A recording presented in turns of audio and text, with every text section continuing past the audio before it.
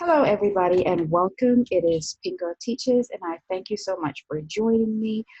If it's your first time, welcome, and if you're coming back, hey, and I'm so glad you're back here, and I appreciate you. Listen, before we get into today's video, I just want to come on here and really say thank you. Thank you so much for trusting me with your process, with your journey, and coming to hear what I have to say about this type of abuse, what I have to say about narcissism. Thank you. I can't believe it. I'm really touched by your support, as well as just how you're so willing to share your experiences with me and with each other. And I think that's how we move from one level to the next, or how we begin to heal and further progress in our healing journey. And so I just wanted to say thank you guys so much for that. I really appreciate you. And for everybody who's reaching out in the inbox, DM, whatever, thank you. And I enjoy talking to you, as well as getting to know you and celebrating you in your journey of healing, of recovery, and just supporting you, because Lord knows I needed all the support I could get when I was in the midst of it. And I always said to myself that once I get through this, I'm going to go back and be a bridge to help other people cross over. And so I'm just so happy, and I'm just so touched genuinely that you guys are really out here supporting and believing and helping one another. Let's continue to do the work. So you know that I answer questions that people do send to me in the inbox, and I have so many. So I am going to be quite possibly posting or uploading content more frequently now, because there's so many questions and I do want to answer as many as I can. But today's question is this: do narcissists have a conscious intent to cause suffering? And when we talk about like a conscious intent, I think a part of it really reflects to their heart condition. And I'm nobody to judge their heart, because I don't know what's going on in their heart. However, we have to be able to look at the patterns and make an informed decision, so that we can better protect ourselves. This is not about judging anybody, but it's about examining patterns. So the best way that I can highlight this is that they demonstrate when and where to choose the abuse that they inflict on people. For instance, you don't see narcissists like really abusing their significant others or their children in the presence of police. You just don't. They will, if in fact, if police are called, they're going to try to manipulate things, or project, or just set things up so that they are believed versus their partner being believed. So no, that's a conscious effort right there. That's a pattern that we know that they have. Some of you have experienced it, and they also know when and where to behave. They know that if they're at work, they can't do that. They can't carry on like that, because they'll be exposed for that. And you've got to know that the narcissist is a professional victim. So if they, they'll be very careful about how they act at work, at social clubs. If it's going to be detrimental to them securing supply, they'll stop. And they'll just try to, maybe not so much stop, but they'll try to navigate a little differently. And narcissists also triangulate. Now, in order for them to triangulate, that means that they've actually thought about what they're going to do. They've thought about who they're going to put against each other. And that's evidence of a conscious intent. you know and another thing, like when they're securing supply, think back when the narcissist was love bombing you, when you were in the idealization phase of this cycle. They didn't do that to you. They did not inflict any abuse on you. They weren't gaslighting you. They weren't projecting on you. They weren't triangulating on you. There was no smear campaign. They were just like the best thing. You thought you met your soulmate, right?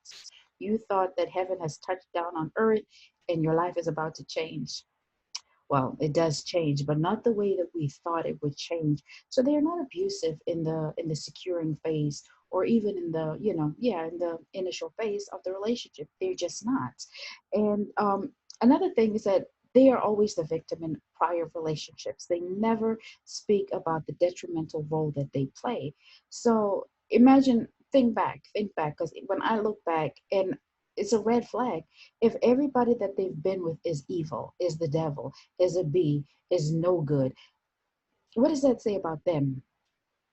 What does that say about them? So they're always the saint. They will always play themselves as the saint, the perpetual victim.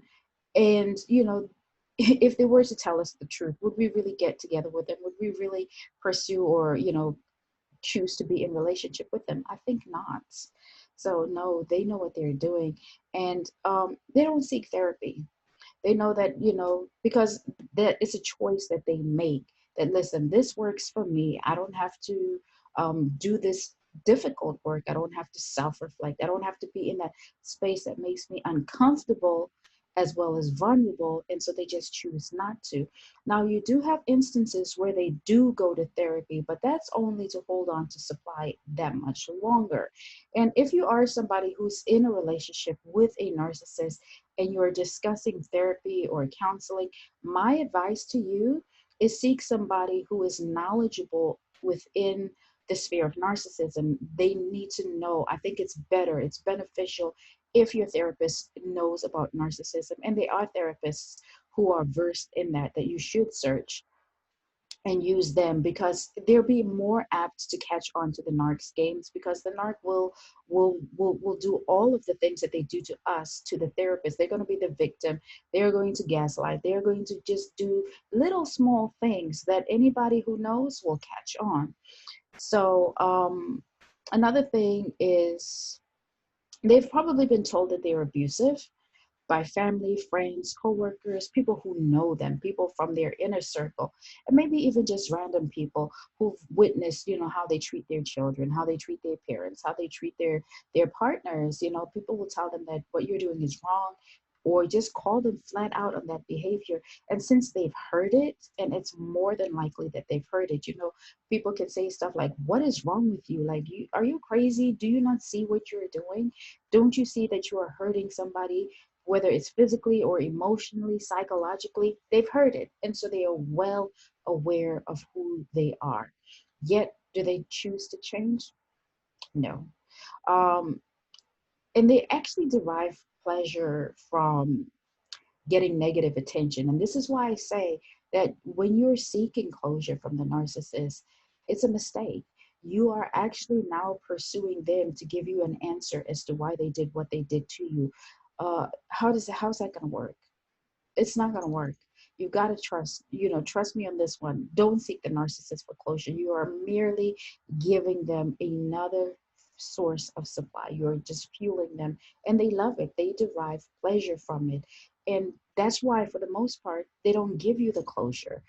They don't close that door, because they know, we want to chase them down to get an answer, to figure out what happened here, and they enjoy it. And another thing, and it kind of ties into this point that I just made, is that the narcissist actually self-soothes by abusing other people. This is where they project their feelings onto others. This is where they create a conundrum of situations that will make you chase them back, because you're in pain and you want answers. But the only reason that they did what they did to you is because they were in pain. And so they projected. So no, no, no, no. Mm-mm. They, no, no, please don't do it. Like, don't ask them for don't ask them for closure. Don't chase after them. They don't deserve your time of day. We've already given them way too much time. So no, no, no. And also, you've got to understand that for the narcissist, they've always got to one up somebody. And if that means that they've got to do more, or if they've got to go deeper, or if they've got to punch harder, it's not a surprise to hear that, an ex-narc slept with somebody's sister, somebody's mother, uncle, father. Like, they do this, and that's just to take things up a notch, to hurt you. It's not that they really wanted to sleep with them. That person is nothing but collateral damage. And that's just to hurt you. So, they always have to up things so that they can peg somebody, and it doesn't make sense. I do believe that they are very well aware of the abuse that they are inflicting on people. They just simply don't care enough to stop doing what they are doing. Yeah, this is my notebook, because I always have to stay focused. Otherwise, I wander too much. But I just wanted to come here and, answer that question. If you're new, go ahead and subscribe, like, share, and comment. And if you've been here before, let's talk. Let's hear what you have to say. But until next time, take care of yourselves and take care of each other.